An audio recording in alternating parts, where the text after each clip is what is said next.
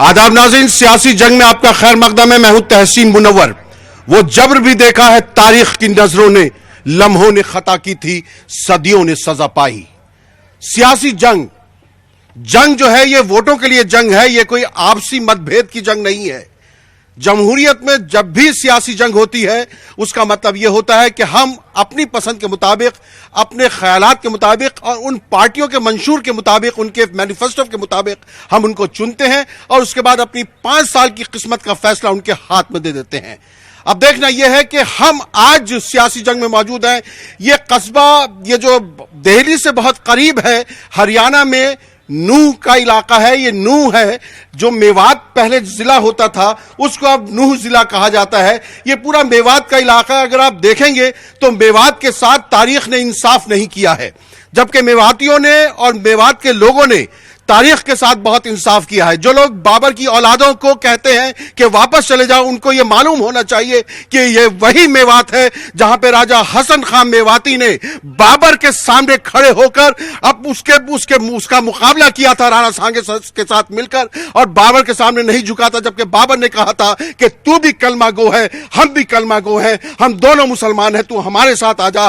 लेकिन हसन खान मेवाती ने कहा था कि देखो, मैं बाहरी जो लोग हैं जो हमारे मुल्क पर हमला करते हैं, हमारी सरजमीन पर हमला करते हैं, मैं कभी उनका साथ नहीं दे सकता। मुझे ये अपने इस्लाम ने सिखाया है और मैं इस्लाम पर चल रहा हूं, मैं तुम्हारा साथ नहीं दे सकता। लेकिन उस हसन खान मेवाती को इंसाफ कभी नहीं मिला। तारीख में उनका नाम जो है उस तरीके से नहीं लिया जाता जिस तरह बहुत से राजा महाराजाओं का नाम लिया जाता है। और तारीख को यह सोचना पड़ेगा, आज यहां मेवात से यह पैगाम पूरे हिंदुस्तान में ही नहीं बल्कि उन तमाम मुल्कों में, 100 से ज्यादा मुल्कों में जहां पर यह हमारा चैनल देखा जाता है, यह जाना चाहिए कि मेवात को इंसाफ मिलना चाहिए। और आज सियासी जंग के हवाले से हम मेवात में मौजूद हैं, और मेवात सिर्फ मुसलमानों का नहीं है, मेवात हिंदुओं का भी है, मेवात बहुत सारी दूसरी कौमें जो यहां पर बसती हैं उन सब का है, क्योंकि मेवात हिंदुस्तान का है। आज हिंदुस्तान के लिए बात होगी, जमहूरियत के लिए बात होगी, उस लोकतंत्र के लिए बात होगी जिसके लिए हम सब जीते हैं, जिसके लिए हम सब मरते हैं। तो आइए प्रोग्राम का आगाज करते हैं। मेरे साथ हैं यहां पर फखरुद्दीन साहब, कांग्रेस से ताल्लुक रखते हैं।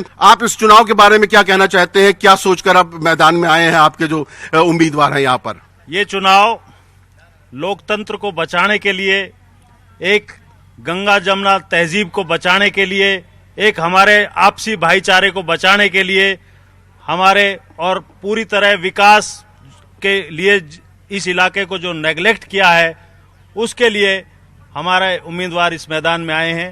आपकी तो हुकूमतें बहुत रही हैं, उस दौरान भी ये नेग्लेक्ट हुआ? जी, ऐसी कोई बात नहीं है। यहाँ जितनी बिल्डिंगें आपको दिखाई दे रही हैं, चाहे हसन खां मेवात मेडिकल कॉलेज हो, चाहे ITI हो, चाहे 4 लाइन रोड हो, चाहे ये रेस्ट हाउस इरिगेशन हो, चाहे कैरा का माइनर हो, ये सब कांग्रेस की देन है। और इन सब चीजों को हमें आगे बढ़ाना है तो दोबारा एक बार कांग्रेस को जिताना है और देश में भाईचारे को बचाना है। चलिए, और हमारे दरमियान मौजूद हैं जननायक जनता पार्टी JJP के योगेश शर्मा जी। और ये JJP वो पार्टी है जिसने आम आदमी पार्टी के साथ इत्तेहाद किया है यहां पर, और ये एक बिल्कुल नई पार्टी है। आखिर इस पार्टी की जरूरत क्यों पड़ गई? देखिए, आज की सबसे पहले तो मैं आप सबका स्वागत करता हूं, नमस्कार करता हूं। आज का विषय आपका लोकसभा है, और लोकसभा के विषय पे मैं मेवात की इस पावन धरा से ये कहना चाहता हूं कि जिस तरह के हालात और भेदभाव आज तक की सरकारों ने मेवात के साथ किए, यहाँ का जो पिछड़ापन के लिए जिम्मेवार हैं, चाहे कांग्रेस की सरकार 10 साल पीछे रही हो, 5 साल से भारतीय जनता पार्टी का यहाँ हरियाणा प्रदेश में राज है, लेकिन मेवात के विषय में किसी ने भी आज तक, मैं यहाँ से मात्र 30 किलोमीटर की दूरी पर जब हम बादशाहपुर पार करेंगे तो आप एक ऐसा महसूस करेंगे कि हम शायद दूसरी धरा पर यहाँ पहुँच गए हैं। लेकिन जैसे ही आप मेवात की तरफ प्रस्थान करते हैं तो महसूस होता है कि जो 70 साल राजनीति का पिछड़ापन मेवात ने झेला है, उसकी वजह सिर्फ और सिर्फ, मैं पीछे 10 साल कांग्रेस ने राज किया, आज 5 साल से इन्होंने जो जुमले, जो वादे, जो बड़ी बड़ी बातें अपने घोषणा पत्र में की, अगर एक भी, ये बराबर में मेरे साथी खड़े हैं, अभी आप इनसे बात करेंगे, मैं इनसे 4 सवाल पूछना चाह रहा हूं कि आपने पिछले 5 साल में कितने हॉस्पिटल या कितने डॉक्टर मेवात में अवेलेबल किए, कितने आपने स्कूल, आज भी मैं काउंटिंग में इन्हें बताने के लिए तैयार हूं कि आज ऐसे हॉस्पिटल और स्कूल मेवात में हैं, ना टीचर है। 500 करोड़ की लागत से बना हुआ मेडिकल कॉलेज मेवात में, ये कबूल करना पड़ेगा इन्हें कि वहां आज माँ बहन अगर कोई डिलीवरी के लिए जाती है तो उनकी डिलीवरी जेंट्स डॉक्टर करते हैं। ये वहां गायनीज की नर्स तक उपलब्ध नहीं करा सकते और ये वादे करते हैं, बड़े बड़े लफ्फेबाजी मारते हैं। और इनकी हालत आज ये है कि इनके सांसद महोदय कल जब गए, कल सांसद महोदय इनके गांव में ढूंढा हेड़ा की बात कर रहा हूं, वहां बोलने के लिए, बैठने के लिए मना कर दिया गया कि आप 5 साल, और मेवात की सम्मानित जनता बैठी है, 15 साल में अगर एक भी बात ये बताएं कि 15 साल में 15 सेकंड किसी ने भी सांसद की शक्ल देखी हो तो मैं ये डिबेट छोड़ के जाने के लिए तैयार। लेकिन मैंने ये भी सुना है वहां उनसे ये कहा गया कि खैर आप तो मोदी जी का चेहरा है, हम तो मोदी जी को वोट देंगे, आपको शायद नहीं दे, लेकिन हमें मोदी जी को देना है। तो क्या सिर्फ मोदी जी के नाम पर ही वोट लेना है, काम पर नहीं लेना? सांसद जो हैं आपके, पहले तो मैं उर्दू न्यूज 18 का धन्यवाद करता हूं कि उन्होंने कम से कम मेवात को यहाँ चुना, इसके लिए आपका धन्यवाद। और जो यहाँ पर साथी आए हैं सबका स्वागत है। देखो, मोदी जी देश का चेहरा है, लोगों की भावना मोदी जी के साथ जुड़ी हुई है। रही हमारे जो एमपी हैं, जो देश लेवल के काम हैं, ये अभी मेरे साथी कह रहे थे कि उनकी शक्ल नहीं देखी। 3 जिले उनके सांसद में, जो संसदीय क्षेत्र है, 3 जिले आते हैं। उसके अलावा पिछली सरकारों में सांसदों पे कोई काम नहीं हुआ करता था। मोदी सरकार जब से बनी है, मेरे ख्याल से जब मोदी जी खुद 4 और 5 घंटे, 4 घंटे अपना आराम करते हैं, तो ज्यादा से ज्यादा सांसद भी 6 और 7 घंटा आराम करते हैं। बाकी सारा टाइम अपने काम में और देश के लिए लगाते हैं। रही काम की बात, 90,000 करोड़ का एक मुंबई एक्सप्रेस वे जो मेवात से निकाला है, बहुत बड़ी उपलब्धि है। जो मेवात के लगभग 80-85 गांवों को टच करके मुंबई को निकलता है, ये 90,000 करोड़ का प्रोजेक्ट है। ये पिछली सरकारों ने नहीं दिया, ये हमारी सरकार ने दिया है। इसके अलावा एक यहाँ लोकल मांग, उसका जिसका आधारशिला सोनिया गांधी और भूपेंद्र सिंह हुड्डा जी रख चुके थे, वो तिजारा और हमारा नगीना मार्ग हमारी सरकार ने किया है और उस पर काम जोरों से चल रहा है। अभी मेरे साथी काम के लिए कह रहे थे, एक रोड कांग्रेस सरकार में बीमा रोड जाता है, राजस्थान को टच करता है, उसके लिए लोगों के गले फट गए कहते कहते हमारा बीमा रोड बनवाया जा, लेकिन कांग्रेस सरकार 10 साल तक उसको नहीं बना पाई। हमारी सरकार आई, तुरंत सबसे पहले बीमा रोड का काम किया और आज उस रोड पे फर्राटे से गाड़ी चल रही है। इसके अलावा जहां पानी की, पेयजल की समस्या सबसे ज्यादा हमारी मेवात में, फिरोजपुर जिरका के लगभग 85 गांवों को 263 करोड़ की योजना से हमारे सीएम साहब ने उसकी आधारशिला रखी और गांव में तेजी से काम चल रहा है। 263 करोड़ रेन्यूअल पेयजल योजना, ये एक बहुत बड़ी योजना है। एक हमारे मेवात केनाल का मुद्दा, मेरे ख्याल से जब से हम पैदा हुए हैं, जब से सुनते आ रहे हैं जी। और उस मेवात केनाल का मुद्दा, यहाँ का कोई नेता, यहाँ चौधरी खुर्शीद मिनिस्टर हुआ करते थे, वित्त मंत्री, उस टाइम में उसके सामने जब फाइल गई तो उसने कहा इस फाइल के लिए, इस बजट के लिए मेरे पास पैसा नहीं है, इस फाइल को हटाओ, आगे देखेंगे। मेवात का रहने वाला, उसको हमारी सरकार ने 650 करोड़ रुपए और उसका आधारशिला हमारी सरकार ने रखी है, मेवात केनाल के जो है। चलिए मैं बाकी लोगों से भी पूछ लूं, क्योंकि आपके पास तो पूरी लिस्ट है। चौधरी रमजान साहब, आप वकील भी हैं, समाज सेवी भी हैं। जिस तरह कह रहे थे जाहिद भाई, क्या काम हुए हैं या काम नहीं हुए हैं? क्योंकि जब पॉलिटिकल पार्टियों से पूछा जाएगा तो वो इसमें कमी बताएंगे। आप तो एक समाज सेवी हैं, आपको क्या दिखाई देता है? तहसीन भाई, ये वो जरखेज इलाका है जिन्होंने हिंदुस्तान की बका के लिए, आज़ादी के लिए अपनी जान लगा दी, इज्जत आबरू बचाने के लिए, इस देश के लिए कुर्बानी दी, बलिदान दिया। लेकिन जब सरकारों को कुछ देने की बात आई। तीनों दो बड़ी पार्टियों के नुमाइंदे यहाँ खड़े हुए हैं, बीजेपी और कांग्रेस का लंबा शासन रहा है, बीजेपी का 5 साल का रहा है, और बीच में जो इनेलो पार्टी के रहे, अभी शर्मा जी जो बात कर रहे थे, वो भी लंबे अरसे तक यहाँ राज में रहे। मैं उनसे 2-3 सवाल पूछने चाहता हूं कि ये रेल की सीटी कब बजेगी? आजादी के बाद से लोग इंतजार कर रहे हैं कि रेल की सीटी बजेगी। इन खेतों की प्यास कब बुझेगी?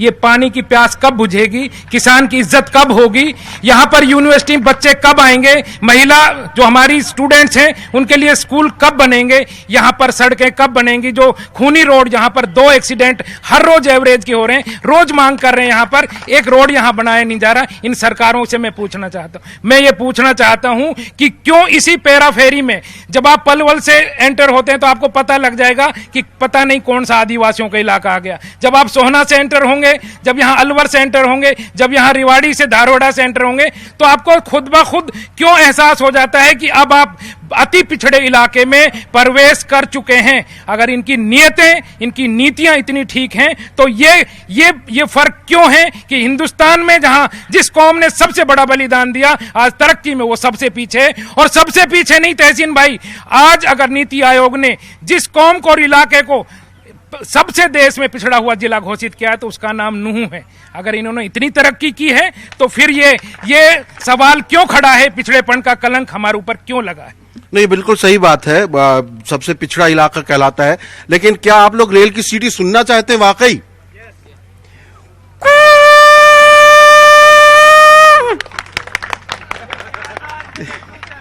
कैसे आप ये जो है इस तरह की ये झूठी तसल्लियां कब तक रहेंगी? आप तो किसान लीडर हैं, आपको नहरों का पानी कम मिलेगा, क्योंकि मेवात के इलाके में ज्यादातर जो है लोग बारिशों पर ही निर्भर हैं, बारिशों पर ही जो है लोग ज्यादा मुनहसिर हो जाते हैं और नहर से सिंचाई बहुत कम कर पाते हैं।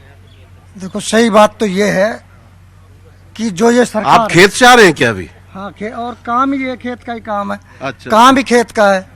तो आजकल खेत में क्या चल रहा है? गेहूं तो कट गए होंगे? हाँ, नहीं, गेहूं भी कटाई चल रही है, भूस भरे जा रहे हैं, गेहूं अंदर करे जा रहे हैं। हाँ। और आप जाके देखो, मंडी में भी बैठना पड़ रहा अभी तो। ये सरकार, तो गेहूं का क्या रेट मिल रहा है? गेहूं का रेट तो चलो, जो सरकार ने वादा किया था उस पर तो सरकार खरी नहीं उतर रही, उस पर सरकार खरी नहीं उतरी जो वादा किया था। क्या वादा क्या किया था? हमसे सरकार ने वादा किया था कि भाई हम स्वामीनाथन रिपोर्ट लागू करेंगे, वो आज तक इन्हें ना करी, जबकि इन्हें मैनिफेस्टो में दिया था। सबसे पहली बात। दूसरी बात यह है कि इन्हें एक बात और कही थी कि भाई किसान को और जो सेना पे जवान है उसकी सुरक्षा की पूरी जिम्मेवारी हम लेंगे। इनने किसान आज तक 2014 से अब तक जितनी किसान ने आत्महत्या की है, कभी पहले इतनी आत्महत्या नहीं हुई। और जितना जवान 2014 से 19 तक मरा है, कभी शहीद हुआ है, आज तक पहले कभी इतना जवान शहीद नहीं हुआ था। और एक बात यू है कि खाली बात मेवात की नहीं है, मैं किसान हूं, किसान की हैसियत से जब हमने सरकार से ये कही हमने फसल बीमा योजना की कोई जरूरत नहीं है, आज फसल बीमा योजना के ऊपर अब भिवानी से आगे एक बहलगांव है, उसको 1 महीना होगा धरना पे बैठे मेरे किसानों को वहां पे, और इलाहाबाद बैंक के ताला लगा हुआ है। ये झूठी सरकार है। इस सरकार ने किसानों, ये पूरी तरह किसानों के विरोधी सरकार है। अच्छा, यही झूठी सरकार है? जितनी सरकारें आते हैं वही ऐसी निकलती हैं? देखो, वैसे तो ये सब मौसेरे भाई हैं। अच्छा। बाकी इस सरकार ने जो किसानों के साथ वादे किए थे वो एक भी वादा इनने पूरा नहीं किया। मैं आपको ये भी बता देना चाहता हूं, जब इससे पहले कांग्रेस की सरकार थी, उनने गलतियां की थी, उनकी गलतियों का खामियाजा उनको पूरे देश में भुगतना पड़ा। आज उन्हें यकीन हो गया कि हमने किसानों के साथ गलत किया है, तो इनकी 3 राज्यों में सरकारें बनी, तो वहां किसानों का कुछ तो कर्जा माफ किया इन लोगों ने, उसका मैं तहे दिल से शुक्रिया अदा करता हूं कांग्रेस पार्टी का। उन लोगों ने 3 राज्यों में कर्जा माफ किया है। और किसानों की जितनी बेहाली, मेवात की तो बात छोड़िए, पूरे हरियाणा में पानीपत की शुगर मिल से हमसे वादे क्या तक चालू करूंगा। मैं 12 दिन वहां धरने पे बैठा था। ये इतनी बड़ी किसान विरोधी सरकार है। दिल्ली बॉर्डर पे आज भी मेरी आंखों में आंसू जाते हैं, जहां वह गोलियां हमारे ऊपर चलाई थी सरकार ने। जाहिद साहब, आपने ये पूरी फहरिस्त तो तैयार की थी, वो आजाद साहब और ये रमजान साहब तो इससे बिल्कुल इत्तेफाक नहीं कर रहे। वो कह रहे हैं कि मतलब हमें तो सिर्फ धोखा ही धोखा मिला है, तो तेरे वादे पर कहां तक मेरा दिल फरेब खाए, कोई ऐसा कर बहाना मेरी आस टूट जाए। उस बारे में आप क्या कर सकते हैं? देखो, जो मैंने कहा है ये ग्राउंड पे काम नजर आ रहा है। जो मैंने बोला है इसके अलावा और भी काम हमने किए हैं। ये इत्तिफाक करें ना करें, लेकिन जनता इत्तिफाक इन कामों से करती है हमारे। अच्छा, जब मैं उनसे बात कर रहा था तो आप तीनों आपस में क्या बात कर रहे थे? क्या कोई मतलब कोई गठबंधन होने जा रहा था? ऐसा है, ये मेरे साथी हैं। नहीं, साथी वोट काटने के लिए है या वोट मिलाने के लिए? तो मैं इनको ये कह रहा था कम से कम सच्चाई से इन लोगों को अवगत कराओ। मैंने इनको ये कहा कम से कम सच बोलो। जो पिछली सरकारें यहाँ रही हैं, यहाँ लगभग 2-3 परिवारों का राज रहा है, जिन मेवात में खास तौर से, और वो कांग्रेस और इनेलो, और उसी में से आप जेजेपी बन गई है। इन्हीं 2-3 सरकारों में हमारे नेता यहाँ रहे हैं। मतलब चाहे इन्हें ले लो चाहे उन्हें ले लो। इसीलिए मैं यही बात उनसे कह रहा था कि आप लोग जो कह रहे हो, क्योंकि विकास के ना कराने के जिम्मेदार यहाँ 2 पार्टी लगाओ या 2-3 परिवार लगाओ। जो विकास नहीं हुआ सिर्फ उन लोगों की देन है। और आज भी लोग पता नहीं क्यों, क्योंकि आज तो समझदार लोग हैं, पढ़े लिखे हैं, मुझे समझ नहीं आ रहा, आज भी उन्हीं के चक्रों में लोग फंसे हुए हैं। पूरे हिंदुस्तान घूम के आए, वहां पे भी लोग ऐसे ही भक्त हैं। भक्त है ना। तो मैं ये चाहता हूं कि मैं इन लोगों से विनती भी करता हूं कि नौजवान साथी कम से कम अपना भविष्य चुने। ये पहली सरकार आई है जिसने निस्वार्थ हरियाणा में नौकरी दी है, बगैर स्वार्थ के। ये पहली सरकार, आऊंगा आपके पास, आऊंगा, पहली सरकार है जिसने रोजगार दिया है। यहाँ हमारे यहाँ पहले कोई एसडीएम नहीं लगा, मेरे गांव का टाई का एसडीएम लगा है। 250 वो तो अपनी मेहनत से यूपीएससी करके आएगा या आपने पीछे से पुश किया? लेकिन नहीं,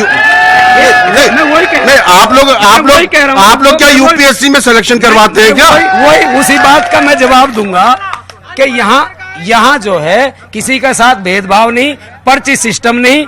यहाँ तो उसकी जो क्षमता है वो क्षमता के हिसाब से आया है। लेकिन उसने पहले भी टेस्ट दिया था।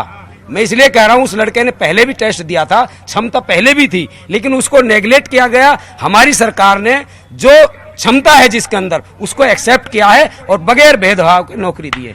चलिए, मैं एक बात आपसे पूछता हूं, जैसे दिल्ली में जामिया हमदर्द है, बॉम्बे में हज हाउस है, जामिया मिल्ला इस्लामिया है, ज़कात फाउंडेशन ऑफ इंडिया है, वहां पर यूपीएससी के लिए बच्चों की कोचिंग करवाई जाती है और बहुत मजबूती के साथ करवाई जाती है। क्या आपकी अगर सरकार दोबारा आती है या आपकी अभी सरकार यहां पर है, आप ठक्कर साहब से कहकर यहां मेवात में यूपीएससी की तैयारी के लिए मेवात के बच्चों के लिए कोचिंग इंस्टीट्यूट खुलवाएंगे? जरूर खुलवाएंगे। आपने जो ये कहा बहुत अच्छी बात है, इसकी जरूरत है, इसका हम जरूर जो है प्रस्ताव रखेंगे, करवाएंगे इसको। जी सर। योगेश शर्मा जी, इन्हें ले लो चाहे उन्हें ले लो, वो कह रहे हैं कि सब चाहे किसी को भी ले लो, सब एक जैसे ही होते हैं। लेकिन बात यह है कि कौन सी बात कहां कैसे कही जाती है, ये सलीका हो तो हर बात सुनी जाती है। मैं आपके पास आऊंगा दोस्त, अभी इसके बाद आप ही लोगों का नंबर है। हमारे अभी सम्मानित साथी नौकरी के विषय पे बात कर रहे थे, मैं थोड़ा सा टाइम लूंगा आपका। इन्होंने जो 5 साल पहले वादे किए थे, 2 करोड़ देश में और 2 लाख प्रति वर्ष हरियाणा प्रदेश में नौकरी देने का वादा किया था, और 2 लाख के हिसाब से 5 साल में 10 लाख नौकरी अब तक इन्हें दे देनी चाहिए थी। लेकिन इनने गलती से अभी पिछले टाइम एमएससी एमबीए जो पढ़े लिखे हरियाणा प्रदेश के सम्मानित युवाओं को चपरासी की नौकरी 66,000 देके ऐसा एहसान धरा है हरियाणा प्रदेश की जनता पे, चाहे इनका सीएम हो चाहे इनके मंत्री हो, सिर्फ और सिर्फ 66,000 की बात कर रहे हैं। उनके हाथ में चपरासी बना के पानी के गिलास, उन्हें झाड़ू मारने पे हरियाणा प्रदेश के युवाओं को इन्होंने मजबूर कर दिया, जिसकी ये वाहवाही लूटते हैं। लेकिन मैं मेवात पे विशेष तौर पे दोबारा आना चाहता हूँ। मैं फिर पूछना चाहूंगा इनसे, आप कह रहे थे कि बहुत लंबी लिस्ट बना रखी है, मैं बड़े गर्व के साथ कह सकता हूं जो काम जमीन पे करेगा उसे लिस्ट लिख के लाने की जरूरत नहीं होती, वो जनता को दिखाई देते हैं काम। खड़ा होकर कोई साथी बताए बीच में जो ये बरगरा रहे हैं, जो ये झूठे आश्वासन इसी तरह इन्होंने 5 साल पहले दिए, अब फिर दे रहे हैं। वो तो कह रहे हैं लिस्ट इतने काम कर दिया कि याद रखना मुश्किल हो रहा है, उनके साथ तो परेशानी है। एक भी काम अगर हमारा सांसद गिनवा दे कि मैंने मेवात के लिए ये किया है। और मैं आपको एक बात बताना चाहता हूं, ये हरियाणा के इतिहास में पहला सांसद है जिसकी ग्रांट लैप्स हुई है, वापस गई है, किसी के भी काम नहीं आई। पिछली बार इन्होंने वादा किया था कि रेल में बैठ के वोट मांगने आऊंगा, अब किस मुंह से हमारी मेवात में ये वोट मांगने आएगा, मुझे बताया जाए। और आपको बात बता दूं, इनसे बात करो हॉस्पिटल की, ये जवाब देते हैं रोडों का। पंडित जी ने क्वेश्चन पूछा कि हॉस्पिटल में हमारे डॉक्टर्स नहीं है, गायनी की नर्स नहीं है, डॉक्टर्स नहीं है, ये जवाब दे रहे रोडों का। रोड हमारा अगर आप नूह से लेकर रामगढ़ तक का 4 लाइन करवा देते तो हर महीने लगभग 30 से 35 एक्सीडेंट और 30 से 35 मौत इस रोड पर होती हैं। ये हमारा रोड का विकास है। नहीं, वो बात तो वो भी कहते, देखिए ये मैं आपके पास आऊंगा जाहिद भाई, जिस तरह रोड की उन्होंने रमजान साहब ने भी कहा कि मतलब खूनी सड़क हो गई है, उसका नाम मुझे किसी नॉवेल का प्लॉट नजर आता है, खूनी सड़क। तो ये मतलब क्या हम लोग इतने बेहिस हो चुके हैं कि जहां पर रोजाना हादसे हो रहे हैं, समाज मिलकर भी उसको नहीं रोक पाता है, या उसके लिए भी सरकार की ही जरूरत पड़ती है? सरकार कुछ क्यों नहीं कर पाती है? मैं जो फकरू भाई कह रहे हैं उस बात का मैं जवाब दे रहा हूं। पिछली सरकार में आफ्ताब अहमद यहां से मंत्री हुआ करते थे, उसने इस रोड की आधारशिला भी रखवाई थी, पिछली सरकारों की बात है। उसके बाद फकरू भाई भी हमारी पार्टी में थे, अभी 6 महीना पहले हमारी पार्टी से गए हैं। और ये जो हमारा मंत्री है पीडब्ल्यूडी मिनिस्टर है, उसके बहुत खास माने जाते थे। तब तो ये अंदर की बहुत जानते होंगे, इनसे तो खोद के निकलवाना पड़ेगा। इसके अलावा जी, जो ये हमने 90,000 करोड़ का जो रोड मुंबई एक्सप्रेस में जो दिया है, हाँ। इसको देने के बाद कुछ ऐसा लगा कि ये समस्या इस रोड से हल हो जाएगी। हाँ। लेकिन ये दोबारा इस बात पे चर्चा हुई है कि भाई ये रोड भी जरूरी है, वो बड़ा रोड देना भी जरूरी था, लेकिन उसके साथ में ये रोड भी है। तो ये रोड भी हम जल्दी इसको पूरा करवाएंगे इंशाल्लाह, कोई ज्यादा टाइम इसमें नहीं लगेगा, ये हमारा वादा है। आप टीचर के विषय में बोले, आप स्वास्थ्य के विषय में बोले, आपने कितने गांवों में बिजली दी है, आप इस विषय में बोले, कितने 5 साल में मेवात के स्कूल अपग्रेड किए, आपने कितने स्कूल अपग्रेड किए, बताएंगे। देखो सुनो एक मिनट, अरे रुकिए हम बताएंगे। अरे बेटा इधर आओ, कितने हॉस्पिटल में, अरे तुम इधर आओ, जल्दी आओ। शिक्षा के विषय में बताएं। ये अकेले पढ़ रहे हैं, तुम इनकी तरफ से कुछ बोलोगे? मैं जी भाई साहब एक मिनट जी, एक मिनट अभी रुक जाओ, अभी समय मिलेगा, रुक जाओ, सबको भी समय मिलेगा। हाँ, मैं इनसे जी एक छोटा सा सवाल पूछना चाहता हूँ। मैं इनसे सबसे उम्र में छोटा हूँ, जो ये कह रहे हैं कि हमने राजस्थान में और 3 राज्यों में कर्जा माफ किया। हाँ। उधर अखबार में जो उनकी सरकार बनी, कांग्रेस पार्टी राजस्थान में बनी, तो उसके बाद 1-1.5 महीने बाद अखबार में आ रहा है कि जिन लोगों ने कर्जा बैंक से नहीं लिया उनका भी कर्जा माफ किया गया, वो पैसा कहाँ गया? मैं कांग्रेस पार्टी से बात पूछना चाहता हूँ। दूसरा, इनका घोषणा पत्र जी, मैं इनसे इन्होंने घोषणा पत्र में ये कहा है कि अफवाह में बदलाव करेंगे, ठीक है जी, देशद्रोही का मुकदमा किसी पर दर्ज नहीं होगा। तो मैं इनसे ये पूछना चाहता हूँ, जो ये पार्टी अपनी जिताना चाहते हैं, अपने आप को प्रधानमंत्री बनाना चाहते हैं, वो देश की तरक्की के लिए बनाना चाहते हैं, देश का बेड़ा करके करने के लिए बनाना चाहते हैं। शाबाश। अब इनकी उम्र का कोई कांग्रेस का है यहाँ पर? इनकी उम्र का कोई कांग्रेस का है? आ जाओ इधर, मैं आ रहा हूँ। हाँ, बोलो। अब उस बच्चे की बात का जवाब मैं बात करता हूँ। मुख्यमंत्री जी ने आप अपना इंट्रोडक्शन भी कराओ। आप किसी एसोसिएशन के वो कुछ हो भी? आप किसी पार्टी के कोई सदस्य ने, समाज सेवी हूँ। अच्छा, ठीक है। भाजपा सरकार, जितने भाजपा सरकार ने वादे किए सारे झूठे वादे किए हैं। मुख्यमंत्री जी ने मुझे 1.5 साल पहले एक वादा किया था, तुझे नौकरी दी जाएगी, आज तक कुछ नौकरी नहीं मिली मुझे। अब क्या मुख्यमंत्री पे क्या विश्वास कर सकते हैं, जो हरियाणा का राजा है, अपंग, आज 100% में ग्रेजुएशन पास हूँ, क्या विश्वास कर सकते हैं? हम सामुदायिक बात करते हैं, हमारे एक सामुदायिक स्वास्थ्य केंद्र नूह में है, वहाँ ना तो कोई एक्सरे मशीन, ना एक्सरे डॉक्टर है, ना अल्ट्रासाउंड की सुविधा है, और न ही कुछ वहाँ डॉक्टर हैं, ना गायनी डॉक्टर है। अब बात करते हैं मेडिकल नलड़ की, ना वहाँ कोई डॉक्टर है, वहाँ गर्भवती नीचे ही हो सकती है, नीचे हो जाती हैं। और बात करते हैं फिर वार्ड बॉयों की दिक्कत यह है, जो जितने वार्ड बॉय लगते हैं सब पैसे लेकर बीजेपी वाले अरे मुंह करन दो तुम रहने दो। आउटसोर्सिंग में जो बच्चे मेडिकल कॉलेज में लगते हैं, बीजेपी के ठेकेदार एक ठेकेदार है जो पैसा लेकर लगाता है। बिल्कुल सही बात। जाहिद भाई,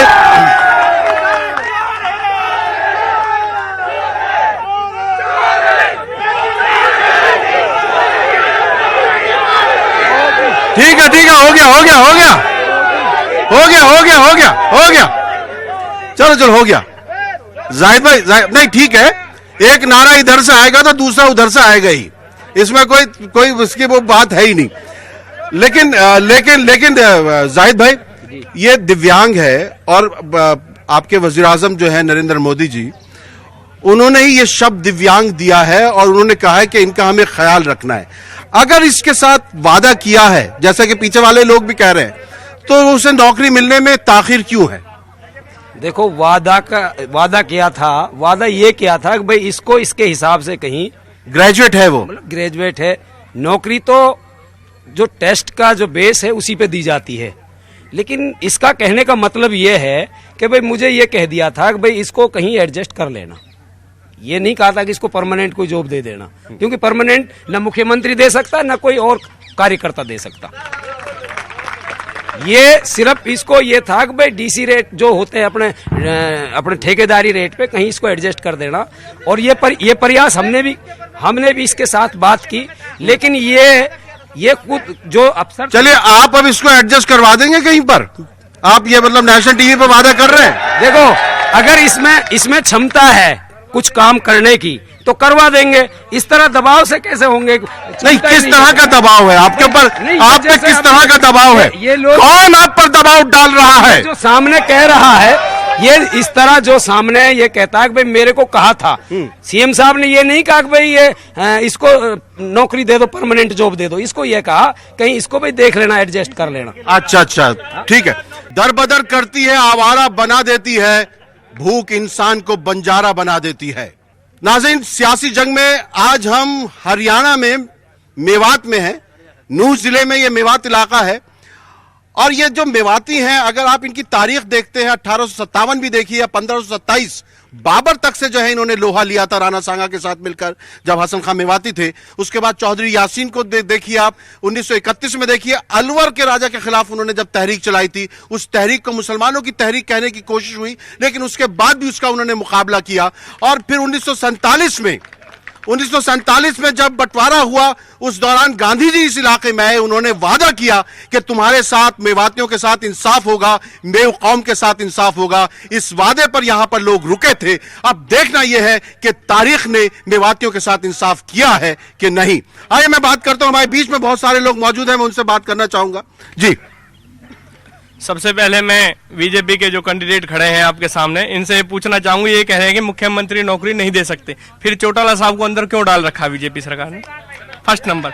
सेकंड नंबर पे मैं बात करता हूं कि सुरक्षा की बात करते हैं। सुनो, आपका मौका मिलेगा जब आप बोलना, जब आपका मौका मिले जब आप बोलना, मैं सवाल आपके पास आऊंगा। जी, ऐसा है, सुरक्षा की बात करते हैं, सैनिकों की बात करते हैं। पाकिस्तान पे जब हमला किया, इंटरनेशनल मीडिया ने कहीं नहीं दिखाया, कोई एक आदमी भी नहीं मरा, तो इंडिया में 200-250 आदमी कहां दिखाने लग गए? ये इंद्रजीत जो है ये कहते हैं कि रेल पे बजट ही नहीं है, मेवात में सीटी इसलिए नहीं बची, तो कॉरिडोर में 1500 करोड़ रुपया कहां से लग रहे हैं जब रेल पे बजट ही नहीं है? तो वहां का तो बजट अलग हुआ है।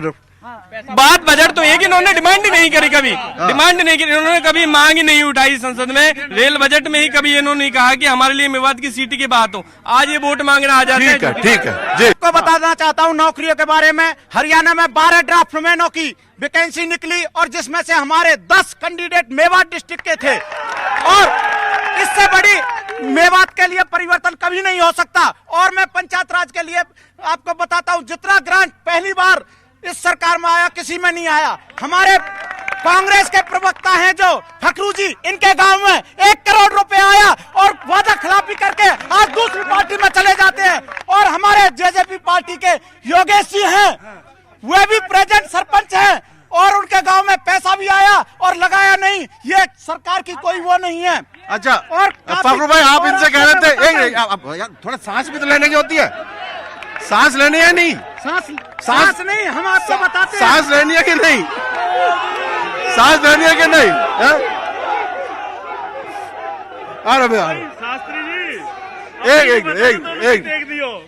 अच्छा फखरू भाई दो बातें हैं। अरे सुन लो यार, अरे सुनो बट मेरी बात सुन लो, मैं भी तुम्हारे यहीं से गया हूँ यार, ऐसी बात मत करो। कहते ही एकदम तुम तो ऐसा कर रहे हो, तुम्हें पता नहीं कहां से आ गया यू आदमी। मैं तुम्हारे यहीं से तो हूँ, मैं भी थोड़ा बहुत मेवाती हूँ। अच्छा फखरू भाई अब तुम इन्होंने से तो यूं कह रहे कि भाई शास्त्री जी ढंग से बोलियो, ठीक ठाक ही बोलियो, है? शास्त्री जी तो पलट गए एकदम से, शास्त्री जी तुम्हारी तरीके से पलट गए। जैसे 6 महीने पहले तुम बीजेपी में, अब कांग्रेस में आ गए। देखिए बिल्कुल हम सच्चे पक्के दिल से बीजेपी के साथ लगे थे। हाँ। लेकिन जब इनका रवैया देखा, इनका पक्षपात भेदभाव देखा, और बिल्कुल एक तरफ से मतलब नाम भी करते हैं और कुछ करना भी नहीं चाहते अल्पसंख्यक के लिए, तो इन सब बातों को देखते हुए हमने जब ये कुछ करके ही नहीं दे रहे थे तब पार्टी को छोड़ा मजबूर होकर, ऐसे नहीं छोड़ा। अच्छा दूसरी बात आ रहा हूँ जाहिद भाई, ये तो यूं कह रहे हैं उठकर तो आ गए तेरी बज़्म से, मगर ये दिल ही जानता है कि किस दिल से आए हैं। देखो मैं फखरुद्दीन भाई को एक ही बात कहूंगा कि ये पहली सरकार है जिसका कोई नूह जिले में विधायक नहीं है, और आप ऑन प्रूफ देख सकते हो। अरे सांसद तो है। बात यहाँ नीचे लेवल पे चल रही है। हाँ। सांसद के जो काम है मैंने बताए, आप मंत्री भी है, वो तो मंत्री भी है, सांसद भी है। हाँ। लेकिन विधानसभा में कोई विधायक नहीं है। फिर भी हमारे यहाँ इतने विकास किए हैं जितने पिछली सरकारों ने, जो 60 साल में नहीं कर पाए, वो 5 साल में हमारी सरकार ने। चौधरी साहब ऐसा लग रहा है कि ये तो यूं कह रहे हैं डेवलपमेंट घना कर दिया हमने, और वो भी कह रहे हैं भाई वो कहाँ गए शास्त्री जी, हाँ ये तो बगैर सांस लिए डेवलपमेंट गिना रहे, और बाकी यूं बोल रहे हैं कि कुछ और ही बोल रहे हैं। बात क्या सही है यहाँ? देखिए 2 बड़ी पार्टियों के नेता हैं यहाँ, और एक ऐसे पार्टी का नेता है जो बीच में खड़ा है, जो इन्हीं के साथ मिलजुल कर राज करता रहा है। अच्छा। मैं ये पूछना चाहता हूँ यहाँ पर एक वो जो अरविंद केजरीवाल कहता है सब मिले हुए हैं जी। हाँ मिले हुए हैं सभी आपस में। हाँ। तो मैं ये पूछना चाहता हूँ कि एकमात्र रोजगार यहाँ ड्राइवर ही है। 1 लाख के आसपास ड्राइवर यहाँ अपनी रोजी रोटी कमाते हैं। पिछले कांग्रेस की सरकार ने एक क्लॉज लगाकर ड्राइवरी के जो लाइसेंस थे उनको रिन्यू होने से बंद कर दिया, और बीजेपी ने उसको बहाल नहीं किया। यानी दोनों ने एक तरह का काम किया। यहाँ पर 60,000 के रोजगार को, जो स्वयं खुद खोजा हुआ रोजगार था, अपना सर्जित किया हुआ रोजगार था, उस पे लात मार के 60,000 ड्राइवरों को घर पे बिठा रखा है। नहीं जाहिद भाई, ये वाकई ये बहुत बड़ा मसला है।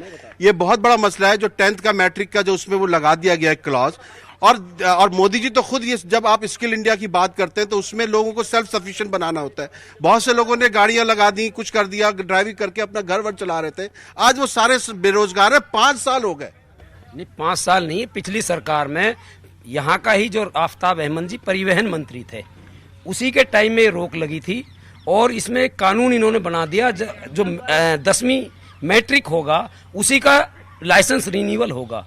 अब ये एकदम से तो हट नहीं सकती, इसके लिए प्रयास कर रहे हैं, और इसको हम जो है बहुत ही जल्दी इसको हटाया जाएगा।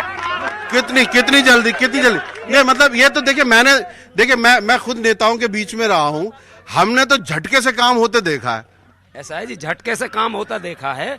बहुत जल्दी अब ये चुनाव के बाद पहले प्राथमिकता के तौर पे इसका काम किया जाएगा।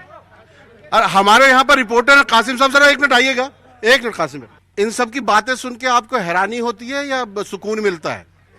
सर सुकून मिलने जैसी मेवात में कोई बात अभी तक दिखती नहीं है। अगर देश में सबसे पिछड़ा हुआ जिला मेवात घोषित होता है तो हम सबके लिए एक शर्मनाक बात है। सरकारें कहती बहुत कुछ हैं लेकिन करती कुछ नहीं है। चाहे वो किसी की भी सरकार रही हो, मेवात को जो मिलना चाहिए था वो इसके हिस्से में नहीं मिला। हाँ, कुछ प्रयास पिछले कुछ 10, 15, 20 सालों से होने शुरू हुए हैं, लेकिन अभी भी मेवात को बहुत सारी विकास की दरकार है। यहाँ के युवाओं को रोजगार की तलाश है और बहुत सारे काम होने बाकी हैं। यूनिवर्सिटी की मांग लगातार उठ रही है, रेल की मांग उठ रही है, मेवात कैनाल की मांग उठ रही है, और भी बहुत सारी एम्स की बात यहाँ लगातार उठ रही है। 4 मार्गीय अलवर रोड को बनाने की बात हो, तो ऐसी बहुत सारी डिमांड इस इलाके। एक साहब कोई पर्चा देके गए थे, आपके पास है क्या वो? जी, वो उन्होंने उसमें कहीं पर भी जज्बाती मुद्दे नहीं है। उसमें सिर्फ यहां के इलाकों की मांग है। मेवाती आवाम का घोषणा पत्र कह के ये मेवात के विकास में हम सब है मैदान में, ये कोई मोहम्मद इरशाद मेव हैं समस्त मेवाती आवाम की तरफ से। इन्होंने एक ये 21 पॉइंट का इनका वो है, और उसमें उन्होंने मेवात के पीड़ित परिवार जो है मॉब लिंचिंग के हैं, लाइसेंस नवीकरण है शिक्षक कैडर के साथ, उसके बाद केंद्रीय विश्वविद्यालय, केंद्रीय विद्यालय और उस तरह के डेवलपमेंट की बातें की हैं इन्होंने। तो असल चीज यह है कि देखिए, मैं पूरे हिंदुस्तान का दौरा करके यहां पहुंचा हूं। क्या जज्बाती बातें करके असल मुद्दे जो होते हैं इलाके के वो पिछड़ जाते हैं और उसके जिम्मेदार नेता हैं या आप लोग खुद हैं? कौन बोलेगा इस पर? मेरा नाम मोहम्मद इरशाद मेव है। अच्छा, वो आप ही ने पर्चा दिया था? अच्छा, एक्चुअल में हम जितनी भी जो भी सरकारें यहाँ पे आई हैं उन्होंने हमारा वोट का इस्तेमाल किया है। सिर्फ ये बातें तो बहुत बड़ी बड़ी करते हैं। नहीं, यहाँ पे अगर शिक्षा की बात करें, शिक्षा में कोई कुछ नहीं है। 240 स्कूल ऐसे हैं जिनमें टीचर्स तक नहीं है यहाँ पे। ये बड़ी बड़ी बातें करते हैं, सबका साथ सबका विकास। यहाँ पे रोजगार के क्या साधन है? एक ड्राइवर का जो खुद का रोजगार था वो भी इन्होंने खत्म कर दिया। मतलब कांग्रेस ने खत्म किया, इन्होंने बहाल नहीं किया उसको। इसी तरीके से जैसे मॉब लिंचिंग हमारे यहाँ पे हुई, हमारे सांसद साहब को हम कैसे वोट दें और क्यों वोट दें उसको? उसका जो रवैया था, उसमें जहां डिंगरेडी का मामला हो, उसमें जो रवैया था उसका, हम क्यों वोट दें उसको? जो सांसद अपने बजट का 25 करोड़ अपनी जनता के लिए खर्च नहीं कर सकता, वो सांसद क्या विकास करेगा हमारा? और क्यों वोट दें हम उस सांसद को? हम ऐसा सांसद चुनना चाहते हैं जो हमारे मुद्दों पे बात करें। हमें नहीं पता मोदी क्या है क्या नहीं है, वो होंगे जो हैं। हमें मोदी से कुछ लेने देने नहीं है। हमारा जो जमीनी स्तर का जो विकास है वो होना चाहिए, हमें कुछ लेना देना नहीं। विकास जो है वो अहम हो जाता है। जी, आपका नाम क्या है? मेरा नाम सर जुल्फिकार अली है, मैं एडवोकेट हूँ और मेवात विकास सभा एक संगठन है यहाँ पे, उसका मैं फिलहाल जनरल सेक्रेटरी हूँ। आप कह रहे थे कि सिर ये जो मुद्दों को घुमा दिया जाता है इसके लिए जिम्मेदार कौन है? दरअसल ये स्ट्रेटजी पार्टियां बनाती हैं, क्योंकि ये कुछ करती तो है नहीं, फिर पब्लिक का माइंड डाइवर्ट किया जाता है। मैं अपने स्थानीय मुद्दों पर ही आऊंगा।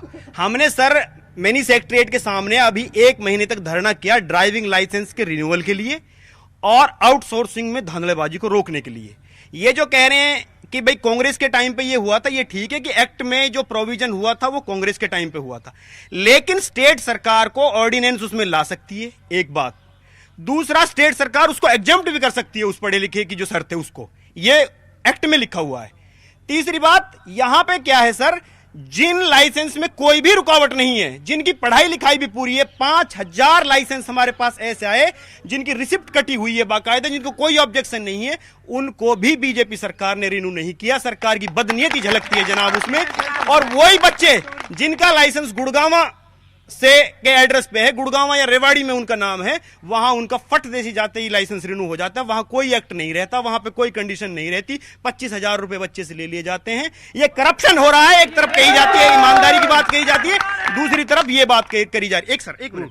दूसरा, मैं सर आउटसोर्सिंग पे जवाब ले लूं, इस पे जवाब ले लूं मैं। जाहिद भाई, वो कह रहे हैं कि जो 5,000 बिल्कुल सही हैं, वो लाइसेंस तो बन जाने चाहिए, उसमें तो कोई कमी नहीं होनी चाहिए। उसमें देखिए, ऐसा भी हुआ कि लोग, मैं जानता हूं इस इलाके में लोग पढ़े लिखे नहीं हैं, बहुत से लोगों ने उनसे पैसे लेके कि हम लाइसेंस बनवा देते हैं, डुप्लीकेट लाइसेंस भी बना के दे दिया होगा, फेक भी बना के दे दिया होगा। तो इनकी मासूमियत का जो है नुकसान इनको पहुंच रहा है, ये गुनहगार नहीं है। नहीं, जुल्फकार भाई ने एक बात जो कही है, मैं उसका जवाब देता हूं। यहां जो बाधा है वो तो सबके सामने है। जो 5000 लाइसेंसों की जो बात करते हैं, हमें वो लिस्ट दे जिनकी फॉर्मेलिटी पूरी है, हम उनको रिन्यूअल कराएंगे, हम उनको रिन्यू कराएंगे। वो 5000 जो है वो लिस्ट हमें दें, उनकी जब हर शर्त पूरी है हम उनको रिन्यूअल अभी कराएंगे। जुल्फिकार भाई, आप लिस्ट देंगे? आज लिस्ट दीजिए, आज सर इस मामले में हमारे पास पूरी लिस्ट है और हमें नहीं, हमारे पास पूरी लिस्ट है इस बार। नहीं, जो 5,000 आप बोल रहे हैं, जो 5,000 आप बोल रहे हैं, जो 5,000 आप बोल रहे हैं, एक मिनट सुनो।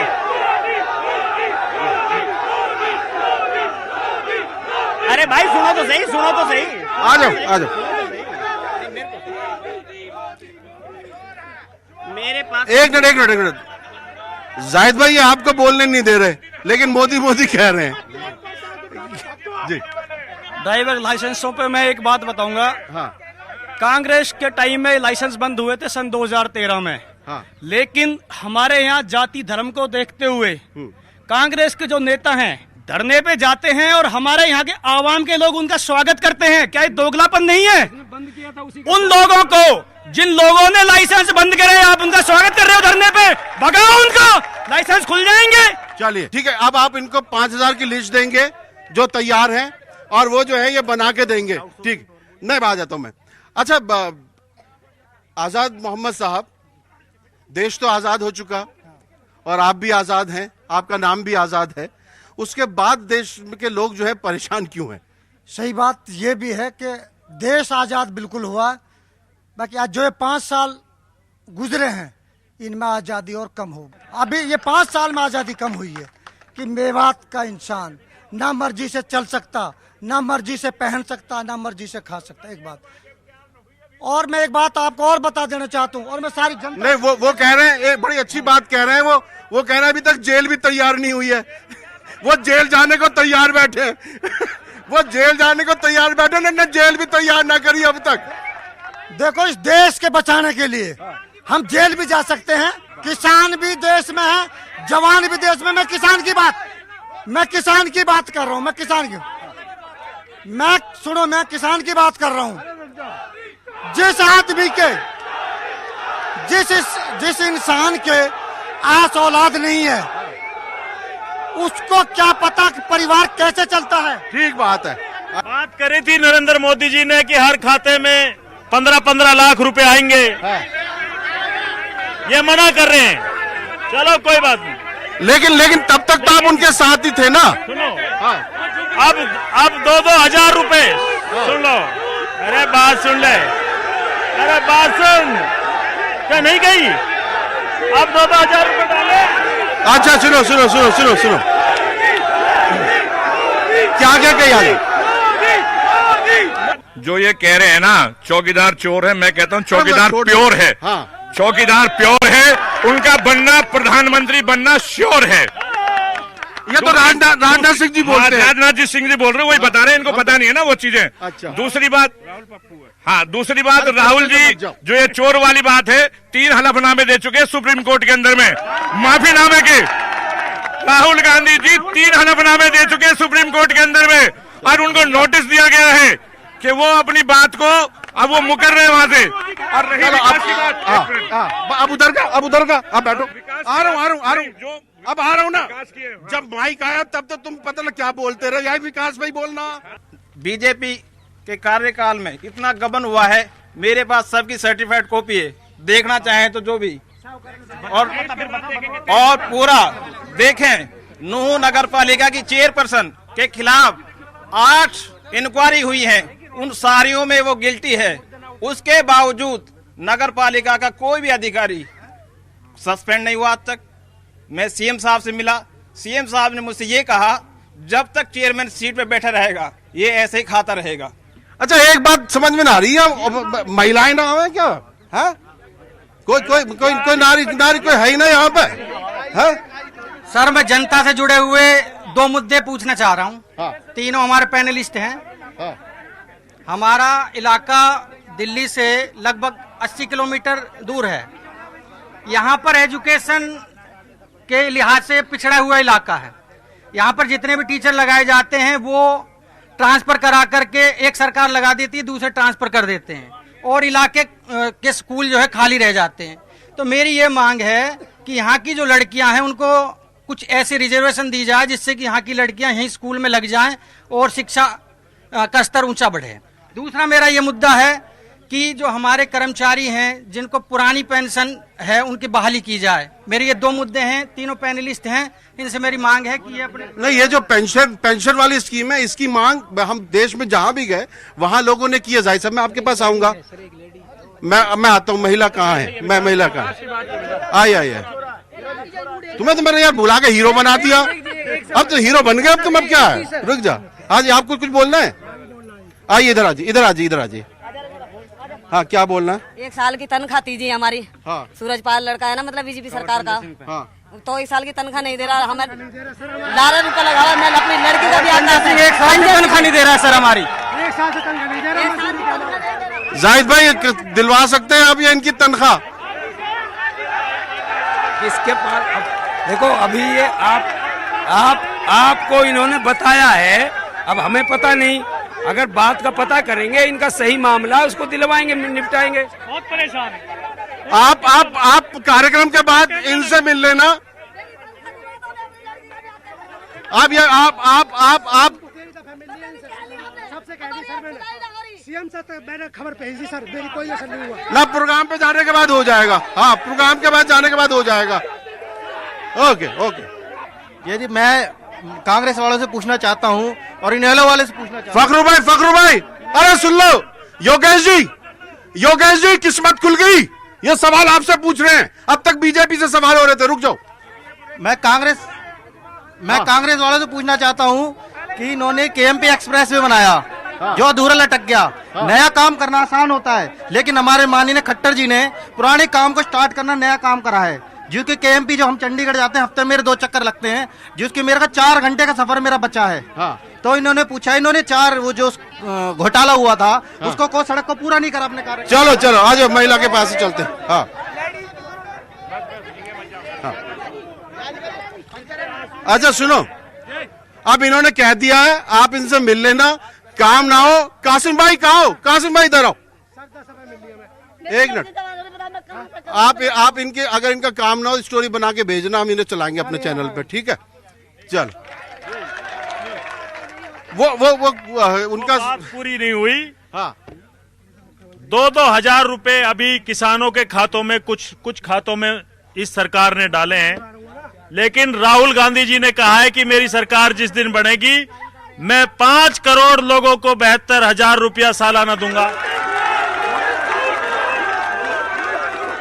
ये झूठ है, बढ़ गई है सरकार, बोले जा रहा। तो वो ये कह रहे हैं सरकार तो राहुल गांधी की बनेगी नहीं, ये तो झूठ हो गया। वो ये कह रहे हैं। हाँ। नहीं, इनकी तरह झूठे नहीं है। राहुल गांधी जी जो कहते हैं वो करके दिखाते हैं, इसमें कोई शक नहीं। आखिर में हाँ, योगेश जी आखिर में आपको क्या कहना है? हाँ। मैं मेवात की सम्मानित जनता से ये कहना चाहता हूँ कि आज हरियाणा प्रदेश में जितने भी सांसद का चुनाव लोग लड़ रहे हैं, 15 साल आपके बीच में राव इंद्रजीत जी रहे, उनको आपने देखा। उससे पहले के सांसदों को आपने देखा। जननायक जनता पार्टी ने भारत के इतिहास में हरियाणा प्रदेश का सबसे पढ़ा लिखा युवक मेवात की धरा से आपके बीच में भेजा है। आप उनका अगर सहयोग करेंगे, मैं वादा करके जा रहा हूं कि वो आपके वादे पे खरे उतरेंगे। चलिए, बहुत अच्छी बात है। आजाद मोहम्मद साहब, बस मुख्तसर बता दीजिए कि आप जो नया जो नुमाइंदा चुनने वाले हैं, उससे क्या चाहते हैं? उससे हम सिर्फ ये चाहते हैं कि वो देश की, जनता की, किसानों की और जवानों की बात करे, उसको हम चाहते हैं।